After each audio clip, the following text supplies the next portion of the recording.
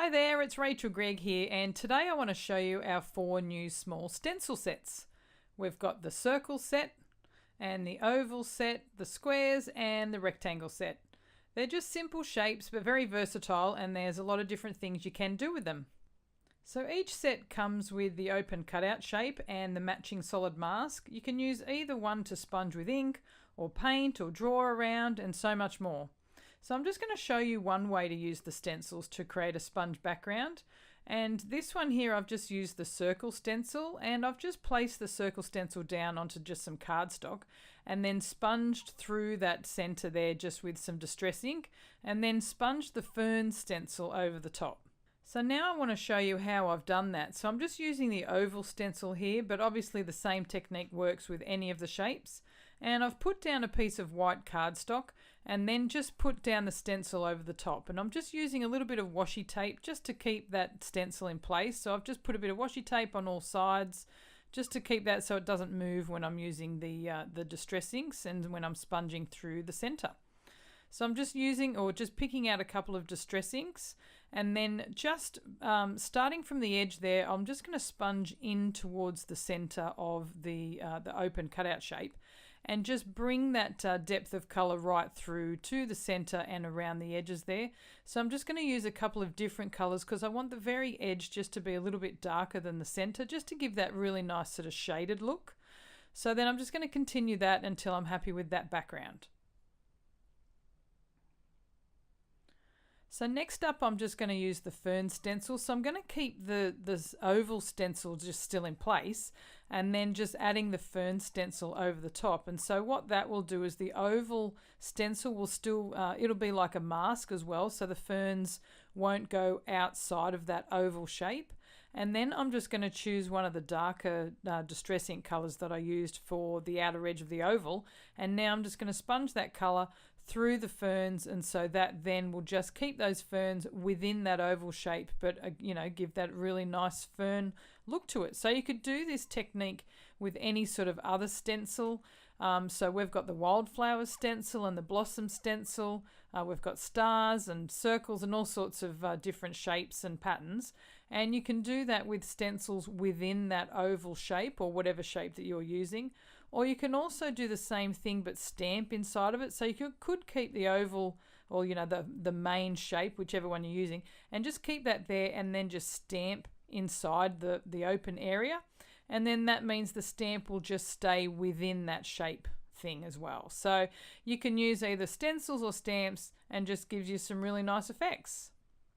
The other thing you could do is just remove that stencil if you wanted to stamp outside of that sort of area.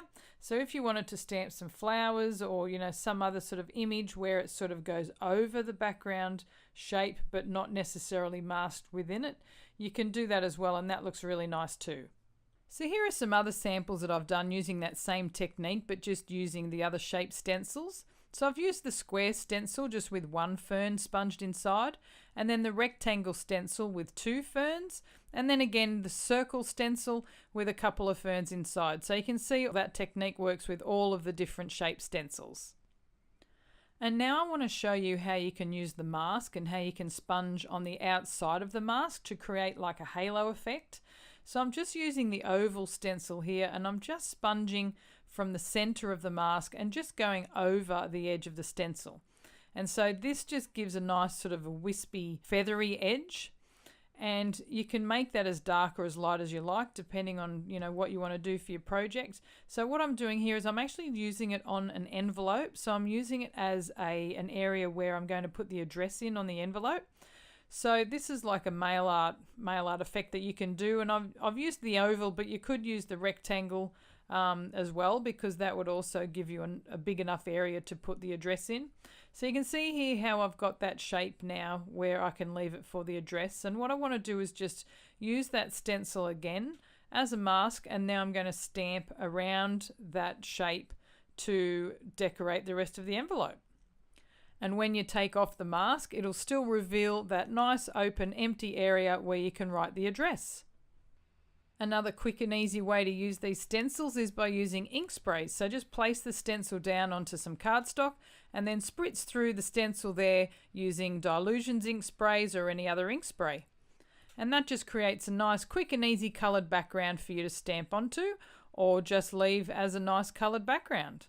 And instead of just wiping off that extra ink that was still on the stencil, you can just grab another piece of cardstock and then just spritz that stencil just with a little bit of water to reactivate that ink, and then press it down onto the cardstock, and it will then create a reverse background. So you'll have wherever that ink was on the stencil, it will now transfer onto the cardstock, and then that will leave you with a white open space of where the shape is. Another idea is you can use the stencil as a guide if you wanted to draw some shapes. So in this instance, I want to draw some circles. I'm using the piece here where I've already sponged or used the mask part of the circle to just sponge on the outside of the circle to create those little halos. And now I'm using the main stencil, the one where it's got the circle shape cut out of it, and I'm placing that down over those sponged circles, and I'm just using a black pen and then just tracing. Now I could do that freehand, but it's nice to have that circle shape there just as a guide, so it means that I won't go outside of that circle. And I'm still doing it fairly whimsical. You can see there how I'm doing it a couple of times and deliberately going, you know, inside the circle a little bit, so it looks like it is more hand drawn rather than using the template.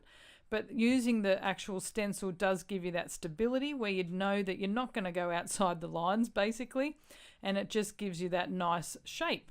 And again, you could do this with any of the other shapes, with the squares or the rectangles or the ovals, and this, you know, creates a really nice area. You can either journal inside of this, or you could stamp some sentiments or even other stamped images.